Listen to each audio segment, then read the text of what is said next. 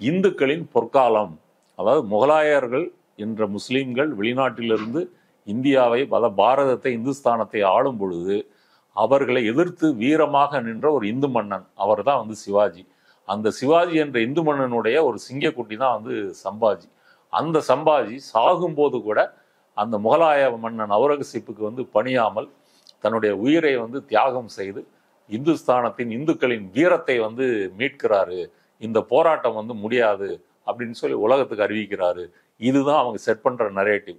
இதை ரொம்ப சுருக்கி ரத்தன சுருக்கமா சொன்னா, சிவாஜி, சம்பாஜி, ராஜாராம் இவர்கள்லாம் வந்து மாபெரும் இந்து வீரர்கள், பாரத தாய் பெற்றெடுத்த தவப்புதல்வர்கள். அவுரங்கசீப் ஒரு கொடூரமான முஸ்லீம், கொடூரமான வில்லன், ஒரு கொடூரமான காட்டுமிராண்டி. இதை தான் அவங்க சித்தரிக்க விரும்புறாங்க.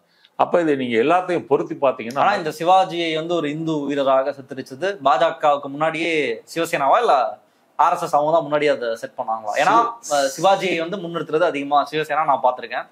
சிவசேனாவோட பிளேவர் வந்து மராட்டா தேசிய பெருமிதம், மராட்டா தேசிய பெருமிதம், அந்த மராட்டா எம்பையர் அப்படின்ற பிளேவரோட அவங்க வந்து வருவாங்க. இவங்க RSS பிஜேபி வந்து இந்து மன்னன். ஓகே, ராஜராஜ சோழனா நம்ம தமிழ் மன்னன் சீமான் சொல்றாரு. அத பாஜக ஆட்கொண்டா அத வந்து ஒரு இந்து மன்னர் அப்படின்னு, இந்து மன்னன் அப்படின்னு வந்து சொல்லுவாங்க. அப்ப இந்த இந்து மன்னன் அப்படின்ற நரேட்டிவ் தான் அவங்க வந்து செட் பண்றாங்க. இப்போ உண்மையிலேயே சிவாஜி இந்து மன்னனா அப்படின்னு ஒரு கேள்வி வருது. இதுவே ஒரு டிபேட்டபிள் கேள்வி. அதே போல அவுரங்கசீப் உண்மையிலேயே வந்து முஸ்லீமாக தான் அவர் பேரரசராக நடந்து கொண்டாரா? இது ரெண்டுமே வந்து வரலாற்றுக்கு மாறானது. இவங்க ரெண்டு பேருமே அப்படிப்பட்டவங்க இல்லை அப்படின்றதான் வரலாறு பதிவு செஞ்சிருக்கு. ஆனா அதை மாற்றிவிட்டு இவர்கள் அப்படி முன்வைப்பதற்கு காரணம் என்னன்னா, இந்த படத்தை பார்த்து கொண்டு பார்த்த ரசிகர்கள் என்ன புரிதலுக்கு வருவாங்கன்னா, முகலாய பேரரசு முழுவதும் இதுதான் நடந்திருக்குது. இந்துக்கள் வேட்டையாடப்பட்டிருக்கிறாங்க, கொடூரமா கொல்லப்பட்டிருக்கிறாங்க, அங்க சீக்கியர்கள் குரு வந்து கொல்லப்பட்டிருக்கிறாங்க, ராஜபுத்திரர்கள் அதே போல கொல்லப்பட்டிருக்கிறாங்க, எதிர்த்து போன மராட்டிய இந்த வீரர்களையும் வந்து மன்னர்களையும் வந்து கொண்டிருக்கிறாங்க. மறுபுறம் இவர்கள்லாம் வந்து இந்த இந்து வீரர்கள்லாம் வந்து பாரத தாயை காப்பாற்றும் பொருட்டு வந்து சமர் புரிந்து தியாகிகள் ஆயிட்டாங்க அப்படின்னு தான் புரிஞ்சுக்குவாங்க. அப்போ ஒரு படம் வந்து மொத்த வரலாற்றையுமே வந்து வேற மாதிரி வந்து உங்களை பார்க்க வைக்குது. அதாவது இந்துக்களினுடைய அந்த பொற்காலத்துல வந்து ஒரு ஓட்ட போட்ட மாதிரி முகலாயர்கள் வராங்க. அப்படி ஓட்ட போட்டாலும் பாரத தாயின் தவப்புதல்கள் எதிர்த்து வந்து சட்டை போடுறாங்க. இதுதான் அவங்க கட்டி எழுப்ப விரும்புகின்ற ஒரு நரேட்டிவ். ஆனா உண்மை என்ன? உண்மை வந்து சிவாஜி வந்து ஒரு பிராந்தியத்துல, அதாவது இப்ப நீங்க முகலாயர்கள் ஆளும் பொழுது, இங்கே ஆளும்போது வந்து தக்கான பீட பூமியில நம்ம சவுத் இந்தியாவில் வந்து பல முஸ்லீம் சுல்தானேட்ஸ் வந்து இருக்குது. சுல்தான்கள் வந்து ஆட்சி பண்றாங்க. அப்ப அவுரங்கசீப்பை வந்து எதிர்த்து அல்லது முகலாய பேரரசை எதிர்த்து இந்த சுல்தான்கள் வந்து சண்டை போட்டிருக்காங்க. இப்ப இவங்க முஸ்லீம்கள் தான். ஆனா இவங்க ஏன் சண்டை போடுறாங்கன்னா, தன்னுடைய சிற்றரசு ஆட்சி உரிமை என்பது வந்து பறிபோகுது, பேரரசு வந்தா அது பறிபோயிடும் அப்படின்னு சொல்லி போடுறாங்க. அதே போல வந்து மராட்டியத்துல வந்து சிவாஜி வந்து தன்னுடைய பிராந்தியத்தினுடைய மக்களுடைய நலனுக்காக வந்து அவர் வந்து சண்டை போடுறாரு. இப்ப சிவாஜி வந்து அவர் வந்து 1627 இருந்து 1680 வரைக்கும் வந்து இருக்கிறாரு. ஒரு சிறந்த இராணுவ தளபதி. அவரை வந்து எளிய மக்களின் தலைவர் அப்படின்னு வந்து பன்சாரே சொல்றாரு. யாரு? சங்கிகளால் சுட்டுக் கொல்லப்பட்ட பன்சாரே இருக்காரு, கோவிந்த் பன்சாரே. அவர் வந்து சிவாஜியை பற்றி ஒரு நூல் எழுதியிருக்கிறார். அந்த நூலோட ஒன்லைன் வந்து என்னன்னா, சிவாஜி வந்து எளிய மக்களின் நாயகன். இப்ப சிவாஜி வந்து இந்த பிஜப்பூர் சுல்தான் கோட்டையில வந்து சிவாஜி வந்து மாட்டிக்குவார். மாட்டும் பொழுது சிவாஜி போலவே சாயல் கொண்ட இன்னொரு மனிதர் அவர் வந்து பல்லக்கில் போய் வந்து சிவாஜியை தப்ப விடுவதற்காக முயற்சி பண்றாரு. அதுல வந்து அந்த சிவாஜியோட நகல் வந்து இறந்து போயிடுறாரு. அந்த நகல் வந்து யாருன்னு கேட்டீங்கன்னா, ஒரு நாவிதர் சமூகத்தை சேர்ந்த ஒரு தொழிலாளி. அதே போல வந்து சிவாஜி வந்து இங்க செஞ்சிக்கோட்டை வரைக்கெல்லாம் படையெடுத்து வர்றாரு. அப்ப செஞ்சிக்கோட்டை வரும்போது என்ன சொல்றாருன்னா, என்னுடைய ஆட்சியில வந்து அடிமைகள் விற்பனை, அடிமைகள் வந்து பரிவர்த்தனை என்பது இருக்கக்கூடாது அப்படின்னு சொல்லிட்டு வந்து போறாரு. சிவாஜி வந்து ஒரு இந்து மன்னனா இருந்தா, அதான் முதல் கேள்வி அதான், சிவாஜி இந்து மன்னர் கிடையாது அப்படின்னு. கிடையாது, இந்து மன்னர் கிடையாது, இந்து மன்னரும் கிடையாது, ஒரு மராட்டிய தேசிய பெருமிதத்தின் மன்னனாவும் அவர் வந்து இல்ல. மாறாக அந்த மராத்தி மொழி பேசுகின்ற அந்த மக்கள் மத்தியில இந்த முகலாய பேரரசு மற்றும் வந்து இந்த சுல்தான்கள் வந்து இவர்கள் ஆட்சியிலிருந்து விடுதலை வேணும் அப்படின்னு சொல்லி போரிட்ட ஒரு பிராந்திய ஒன்றிய அரசை எதிர்த்து போரிட்ட ஒரு மாநில அரசு அப்படி வச்சுக்க, மாகாண அரசருங்க வச்சுக்கலாம். இப்ப சிவாஜி இந்து மன்னனா இருந்தா சிவாஜியினுடைய படையில வந்து முஸ்லிம் தளபதிகள் வந்து இருக்கக்கூடாது, ஆனா இருந்திருக்காங்க. நூரான் பேக், அப்புறம் வந்து சித்தி மிஸ்ரி, இப்ராஹிம் கான். இந்த சித்தி மிஸ்ரின்றவர் சிவாஜியோட கடற்படையில இருந்த முஸ்லிம் தளபதி. மற்ற 2 பேரும் வந்து இராணுவத்துல தளபதிகளா வந்து இருந்திருக்கிறாங்க. அப்போ சிவாஜி ஏன் முஸ்லிம் தளபதிகளை வைத்திருக்க வேண்டும்? ஒரு கேள்வி வருதா இல்லையா? நீ இந்து மன்னனா இருந்தா, நீ இந்து பொற்கால விரோதியா இருந்தா கண்டிப்பா வச்சிருக்க முடியாது இல்ல. அப்ப எப்படி இருக்கிறாங்க? இது ஒன்னாச்சா. அடுத்தது வந்து சிவாஜி வந்து அவுரங்கசீப்பை வந்து பேச்சுவார்த்தைக்காக வந்து ஆக்ராவுக்கு வந்து போறாரு. ஆக்ரா கோட்டையில வந்து சிவாஜி வந்து சிறைபிடிச்சு உள்ள வச்சிடறாங்க. வச்ச பிறகு சிவாஜி தப்பிக்கிறதுக்கு 2 பேர் உதவி பண்றாங்க. அதுல வந்து ஒருத்தர் அவரும் சிவாஜி போல வந்து வேடம் போட்டுக்கிட்டு வந்து அவர் இருந்துட்டு வந்து சிவாஜியை வந்து தப்ப விடுறாரு. சிவாஜி தப்பிச்சு வந்துடுறாரு. மாட்டிக்கிட்டவரை வந்து முகலாய பேரரசு இராணுவம் வந்து வெட்டி கொலை செய்யுது. அந்த கொலை செய்யப்பட்டவர் யாருன்னா ஒரு முஸ்லீம்.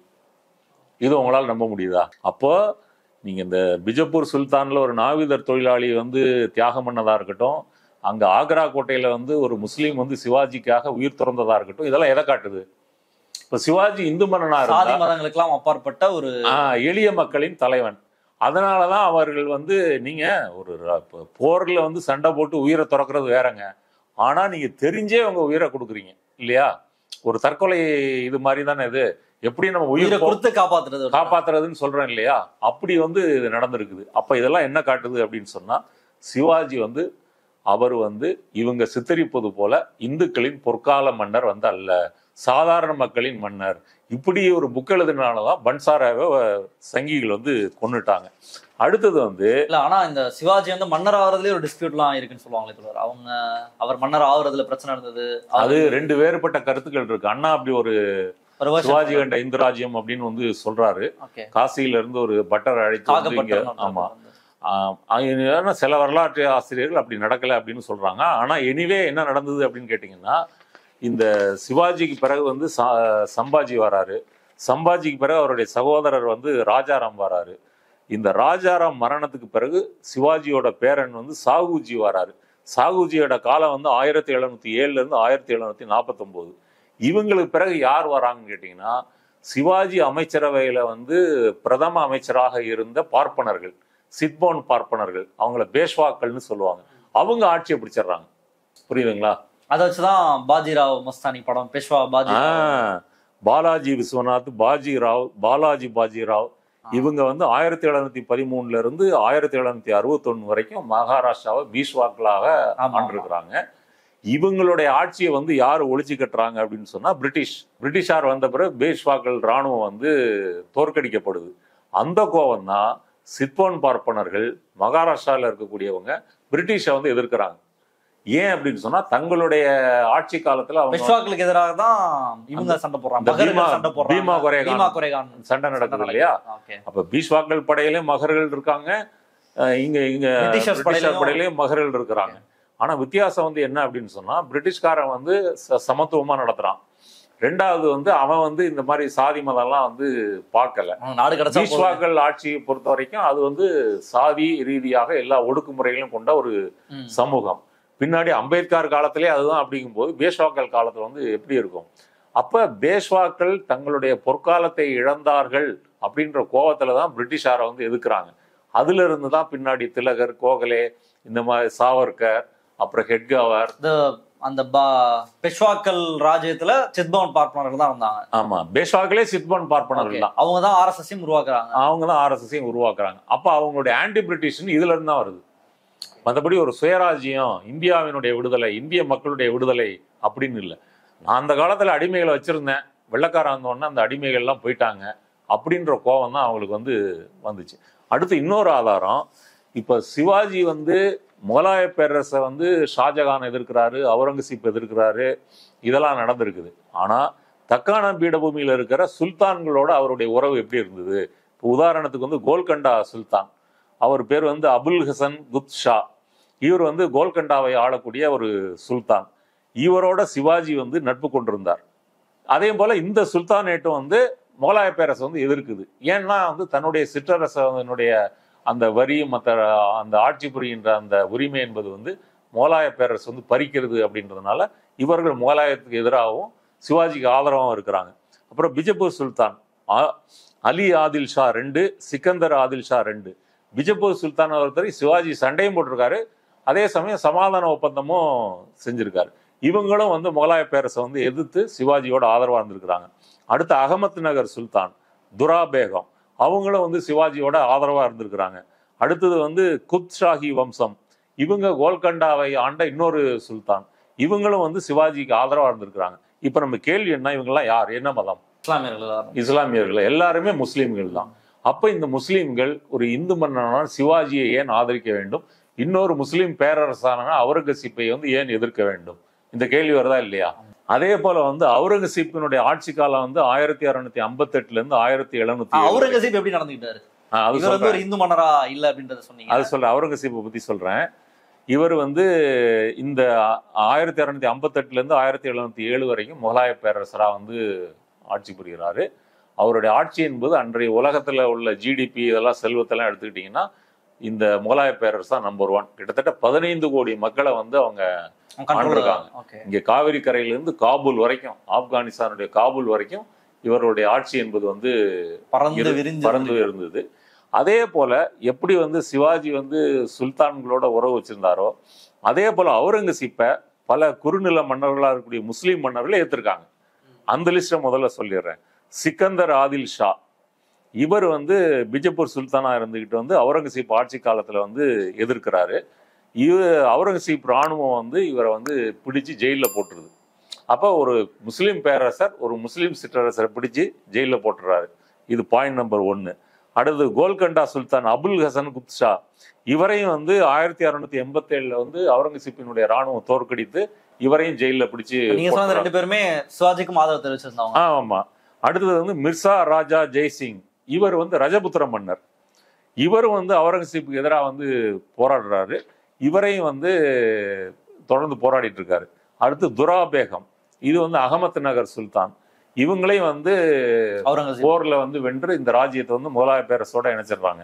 அப்புறம் மீர் ஜும்லா கோல்கண்டா, இவரையும் வந்து முகலாய பேரரசு இவருடைய நாட்டையும் வந்து சேர்த்துடுறாங்க. அடுத்தது வந்து அவுரங்கசீப் தன்னுடைய மகனோடய சண்டை போட்டிருக்காரு. மகன் கோவிச்சுக்கிட்டு எனக்கு தனி ராஜ்யம் வேணும் அப்படின்னு போன உடனே முகலாயப்படை அவரையும் வந்து சண்டை போடுது. அவர் அதுல இருந்து தப்பி வந்து எங்க ஓடுறாரு, பாரசீகத்துக்கு தப்பி ஓடிடுறாரு. இப்ப இந்த உதாரணங்கள் எல்லாம் பார்க்கும்போது ஏன் ஒரு முகலாய பேரரசு இந்த முஸ்லிம் சிற்றரசுகளோட போராடணும்? அப்ப இங்க என்ன பாயிண்ட் வருதுன்னா, மன்னர்னா யாரு? மன்னர்னா யாரு? மன்னர்ன்ற ஒரு கிளாஸ். அவங்களுக்கு வந்து சாதியோ மதமோ இதெல்லாம் வந்து முக்கியம் கிடையாது.